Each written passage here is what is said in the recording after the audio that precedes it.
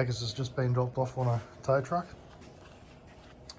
and broke down on the side of the road because they were driving at night, and the battery's gone flat because the alternator's cooked. So I've already got into it. I did confirm, so just so that you know, what you can do is you can put your multimeter, so you put your test lead on the negative or the chassis, your red lead, positive lead on the positive, and run the car. So I ran it just with the jump pack, just jump started it, ran it, was able to get it in the shed. And with the jump pack on, because the battery was drawing down, it was still only running at 11 volt.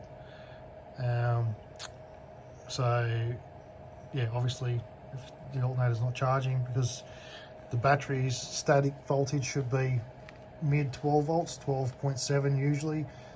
Charge rate should be 13.8 to 14.7 depending on the type of system. So this car in particular should have at least a 13.8 to 14 volt output, 14.1 typically. So the alternator's not operating. It's hiding down in here. So you can just see the bolt screwdriver in there. Yeah, so there's towards the end of the screwdriver there, that's the bolt for the alternator. So we've got to take off the tensioner, relief tension from the tensioner, pull the serpentine belt off, and we'll just start pulling a few things apart. Unfortunately, this car, actually it might even be easier to get it from underneath, so I'll look at that before I get too far. But yeah, this car, there's several different alternator options, both in currents and style, so bolt patterns and all sorts of stuff offset. So you need to make sure you're getting the right one, which the safest thing to do is to pull the old one off, so that you know you're covered, you've got the right one. Okay, so obviously knowing the the model year and the engine variant that you have is a good place to start. But even for engine variants, there's a couple of different models. So best thing is pull it off and go from there. They can be rebuilt, but once again I've got to pull it off to order any parts anyway, and we'll test it, bench test it. Anyway, I'm waffling on. I'll get to pulling it off. Right, so we need to remove the belt. So we've got the serpentine belt here. It runs down a little bit, maybe get a better shot. Still a bit hard to see, but so you can see this is the alternator pulley down here on my finger. Can't really see it down there because it's too dark, but yeah, you can see it there. Okay, so we need to get this belt off, and 17mm spanner on the front of the tensioner, and just push it over. Okay, now it's got slack. Let's see if I can hold this and do it all at the same time, and then we can just slip the belt off down the bottom and release that tensioner. Alright, so that's all you need to do. As far as if you were replacing the belt, you can pull the whole belt off then and then put it back on. I'm not going to replace the belt, there's nothing wrong with it, and I'm going to leave this this spanner in here just to make it easier for later on. I don't need another ratchet or anything, I've got plenty of tools. So this top bolt's at 10mm. Trying to get my hand in there and record at the same time, but I didn't get it.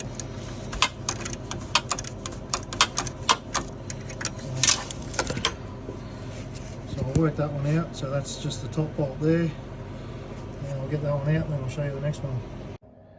So that's the alternator there. I took the top bolt out already. You can see that's missing up there. Just here. Okay. There's two bolts on the underside, one on this front housing, one on the rear housing, and then the plugs. So I took the headlight out just to make it a little bit easier. As far as removing the headlight, it's just this one screw. Pull it out, twist it.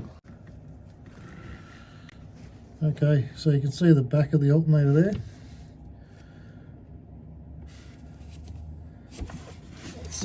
It's achievable, but it's still fiddly regardless. And then the next thing's going to be if I can manipulate it to get out through past all the hoses and everything. So it's actually easier to see from here. So you can see one bolt there, the other bolt there. Okay, and then we've got a harness on the side, and then there'll be the battery terminal, which is usually just a nut.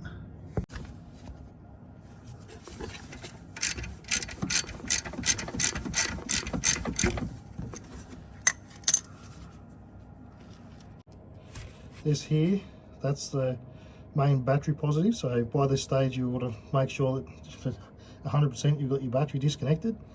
I do, because I've got the charger on it. Okay, so this little cap here comes off, and then there's a nut on the top there that holds the battery positive. So that needs to come off, and this harness just here. Okay, it's just got a push tab on the side, but I can't get my bloody big fat hand in there. Alright, so I'll try and get that disconnected. I can show you when it's back out. Alright, I've just got it all unbolted now, so you can see there's a nut on the top there. Okay, so just a rubber cap pushes in there just to seal it, so I'll get that off. Usually they're a 12, 13 or 14, so I'll find the right tool for that. I still haven't been able to get that other clip off, but I'll get this disconnected first, and then try and pull the other harness off. Okay, so I've got that nut off. That's a 12mm on this car. That just comes off. Okay, now I've got this at a position I can rotate it a little bit, and I can get my hand onto this clip. Righto, so finally got that off. Now it's just a matter of trying to rotate it to get it out. I'll try and work from top and bottom. I'll show you what's going on at the same time, but it's not real easy to sort of see. But down there's air conditioning lines, there's coolant hoses, there's wiring harnesses, all sorts of stuff in the way. So just keep in mind that you want to have half an idea of how you got it out, because you're going to have to get a new one back in there.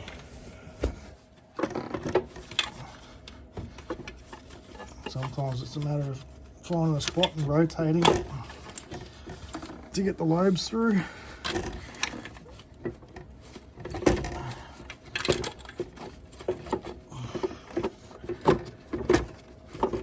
I think on this one I'm going to have to push it back the other way.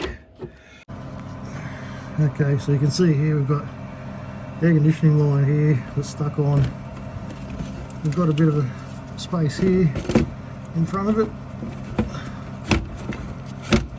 If I can manage to get it to rotate. You see that over the other side here, we've got that coolant hose. So I can drop it, twist it, and drop it and twist it. I might just get in there. Alright, I managed to get it out, so it does fit down in through this spot here, going down the bottom. So there's the aircon line there, and the wiring harness. You have to pull the wiring harness to the back side of it, and the alternator will fit through here, past the radiator hoses and everything. So it's a bit of a pain in the neck. You do have to rotate it. But yeah, it does go, so it's not the end of the world. So some cars you've got to drop or take the engine out or whatever, even just to get to starter motors and alternators and that sort of thing. So that's not too bad considering. Okay, so here's the details of what we need.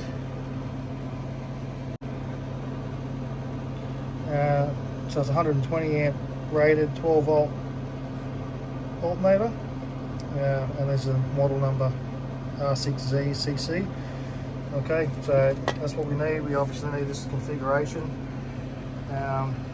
So there's several different current ratings available for this, and then also we need to know that we've got the same type of plug here, so keep an eye out for the same locations for these locators, how many pins, the shape of the plug itself, how the clip works, and all that sort of thing too. So but yeah, the offset, so these mounting locations and the offset of the pulley is one of the big things. Current rating is not the end of the world. You can stick a 100 amp in, like this is a base model car anyway, so you know, if you had all the electric seats and all the rest of the stuff that went along with it, then you need a higher current alternator. But for this thing, it's you know, realistically a 40 amp alternator will probably be fine. I've seen 80s, 100s, 120s, 110s. So yeah, so we'll see if we can get 120, replace like for like if possible. If not, it's not the end of the world. We've got a new alternator here. So I've made sure that the plug's the same, I've made sure that the mounting point's the same, I've made sure that the pulley's the same and it fits our belt. This is our old one. So it's all pretty much identical.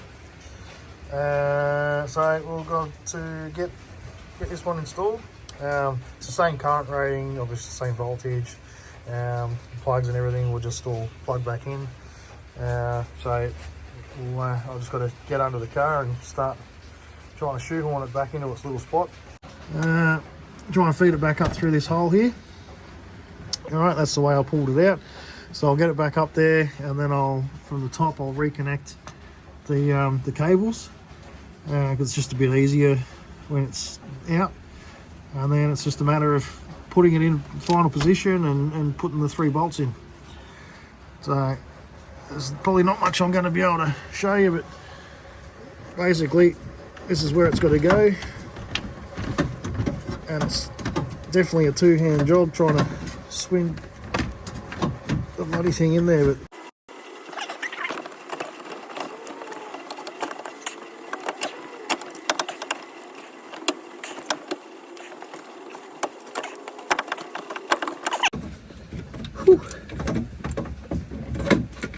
there we go. Okay. I'm going to reach in there now and fit the cables off. Okay, that's off. I'm going to find the cable. It's in there somewhere. There's our plug. Plug can just push straight on, like so. Alright, there's our cable. So we've got our cable on there. Put the nut back on. Now, one thing you need to be aware of is that stud is a copper stud. Copper is a soft metal. Do not over tighten it. If you over tighten it, it will strip. It needs to be tight, but over tight is such a thing. Okay, so make sure you don't over tighten it. Make sure that this harness is clipped in, a little 3-wire harness. Make sure that's clipped in, it's not going to come out, because you don't want that popping off. Okay, and then there's a little cover that needs to go in here too once it's tightened up. Alright, I'm going to tighten this up.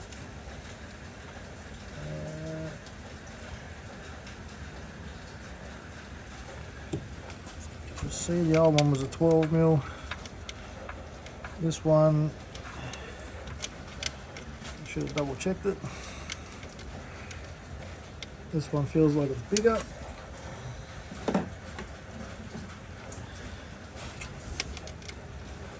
Alright, new one's a 13mm. Okay.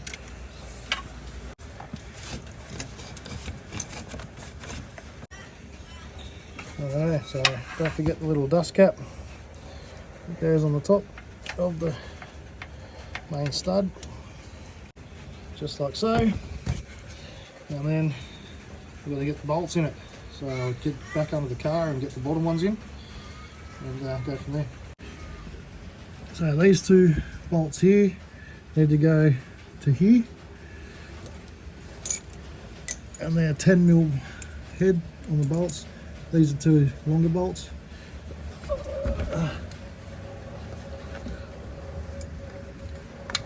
We've got them two bolts started.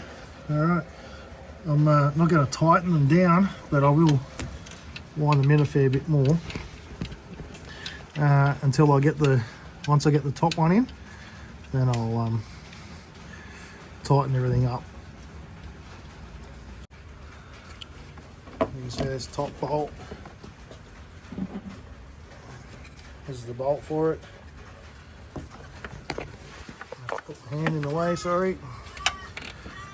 But, so you'll have to move it around a little bit to be able to line it up.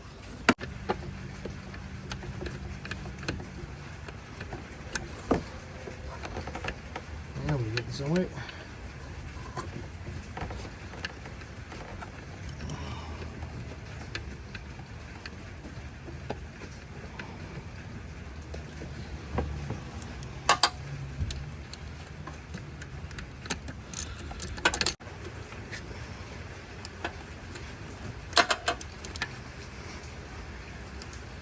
Alright, back underneath to tighten them up and then put the belt on. Now it's time to get this belt on.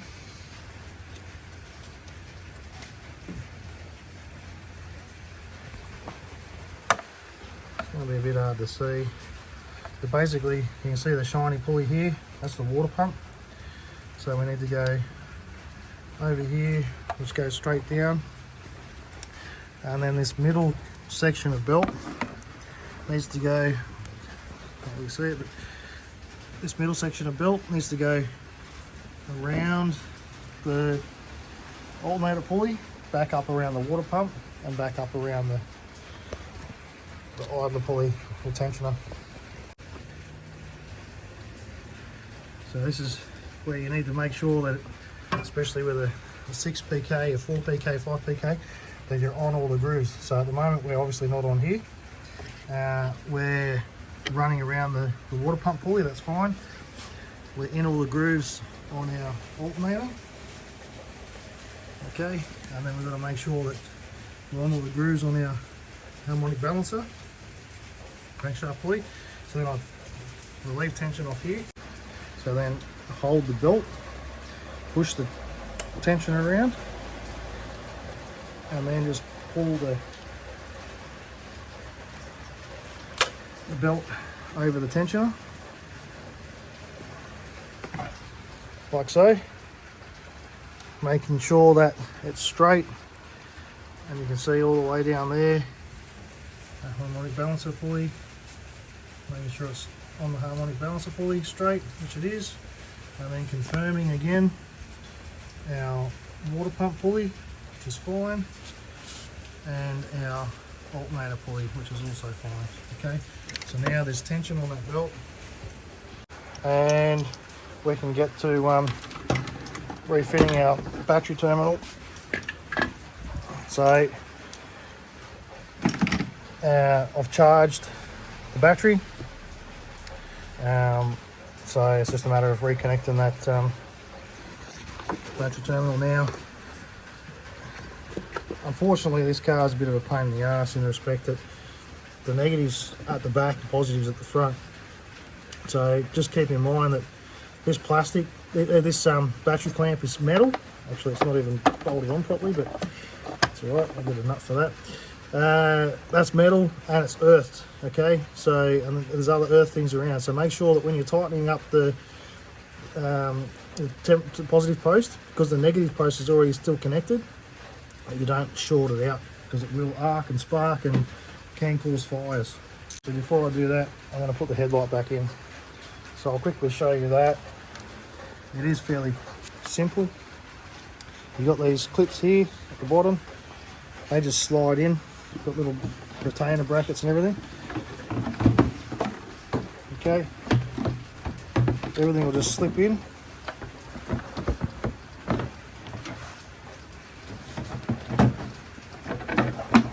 once you get it past the bumper. Alright, you can line it all up. There's just one screw at the top. Slip it in, clip it in, let it clip. And then we've got our bolt we can put back in at the top. So for that simple process there, you can see how much more space I had. Like I can't even get my hand in there now. Something that quick and simple to take the headlight out is going to give you a lot more space and make your life a bit easier. Some cars, the alarm will go off when you reconnect the battery.